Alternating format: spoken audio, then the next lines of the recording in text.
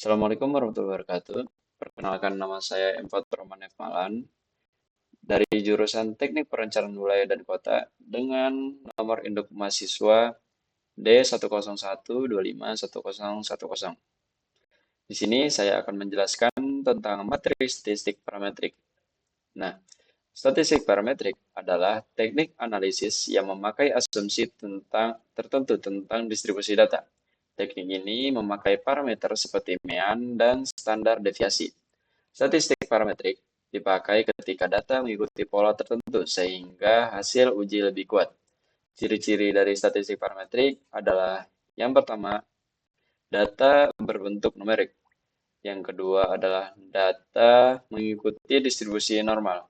Yang ketiga adalah varians antara kelompok setara. Dan yang keempat, ukuran sampel cukup. Dan yang kelima adalah parameter populasi bisa diestimasi dengan baik. Syarat-syarat statistik parametrik adalah yang pertama adalah data harus berasal dari skala interval.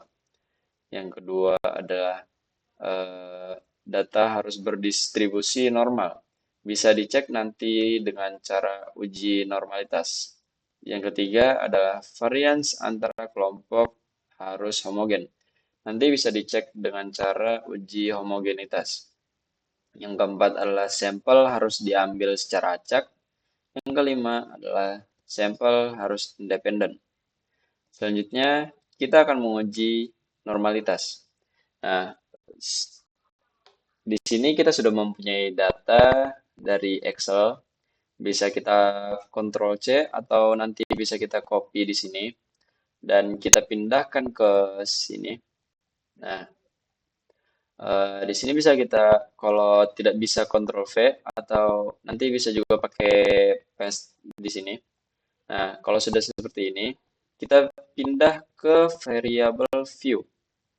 Saat di variable view ini, kita ke name-nya dan nomor satu ini kita isi dengan text. Dan nomor 2 kita isi dengan key 1. Nomor 3 kita isi dengan key 2 dan seterusnya. Key 3, key 4, dan key 5.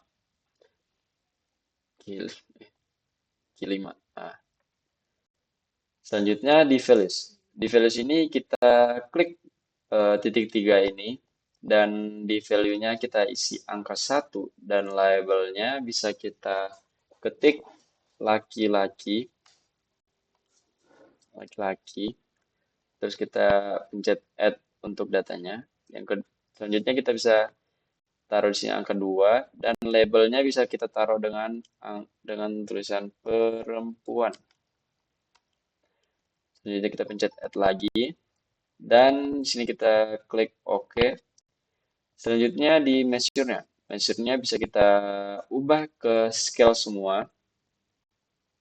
Sini kita ubah ke scale semua. Kalau sudah seperti ini, kembali ke data view-nya. Nah, nanti hasilnya seperti ini nih, yang di atas ini. Nah, kalau udah seperti ini, kita ke analyze. Nah, ke analyze ini kita buka deskriptif statistik dan ke explore. Nah, di sini ini adalah cara untuk menguji normalitas. Di sini semua yang ada di sini bisa kita pindahkan ke dependent list dengan cara klik satu di antara semua ini. Terus kita pencet Ctrl A dan kita tekan tombol dependent list. Nah, kalau sudah seperti ini, kita klik tombol plots dan normality plots with test ini kita klik juga. Terus kita kembali ke continue. Terus kita pencet OK. Kita tunggu hasilnya. Nah, ini adalah hasil dari uji normalitas. Bisa kita scroll ke bawah sampai ke test of normality. Nah, setelah muncul data normalitas, Kolmogorov-Smirnov digunakan ketika sampel berjumlah lebih dari 50. Nah, sedangkan Shapiro-Wilk digunakan ketika sampel berjumlah 1 sampai 50 atau kurang dari 50. Di sini data saya berjumlah 50. Nih, data saya berjumlah 50. Jadi, metode yang saya pakai adalah Shapiro-Wilk. Jika sig jika sig berada di atas 0,05, maka data adalah normal. Sedangkan jika sig berada di bawah 0,05, maka data tidak normal.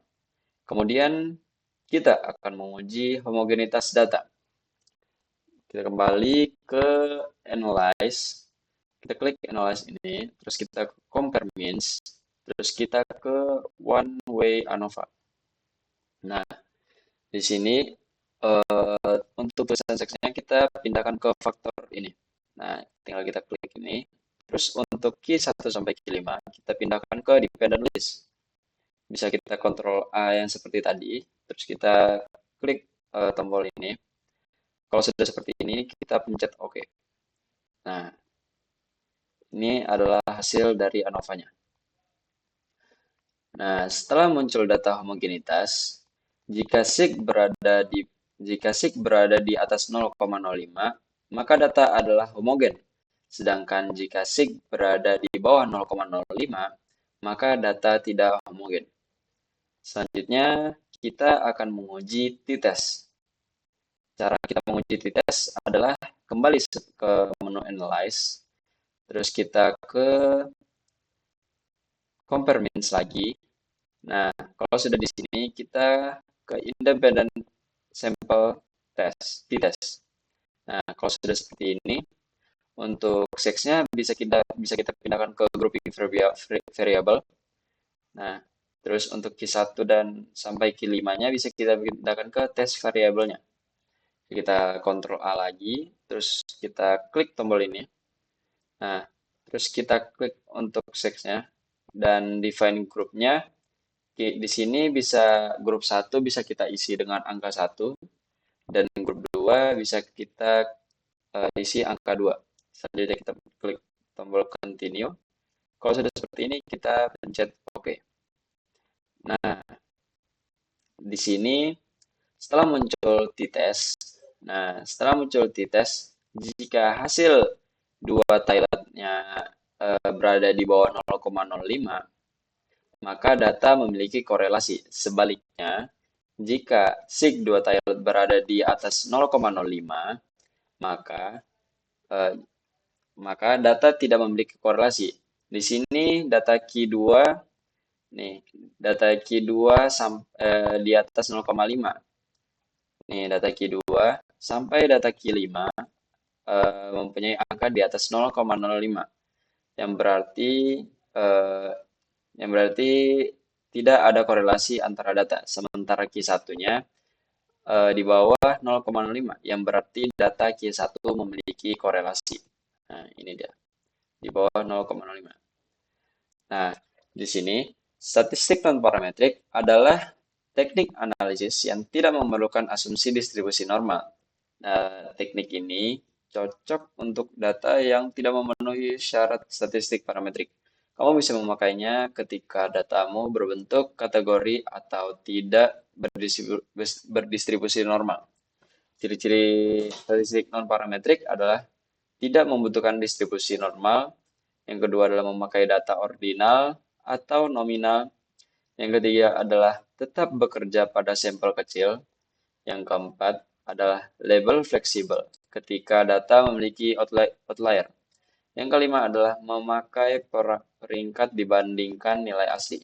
Syarat-syarat statistik non-parametrik adalah data boleh berbentuk nominal, ordinal, interval, atau rasio.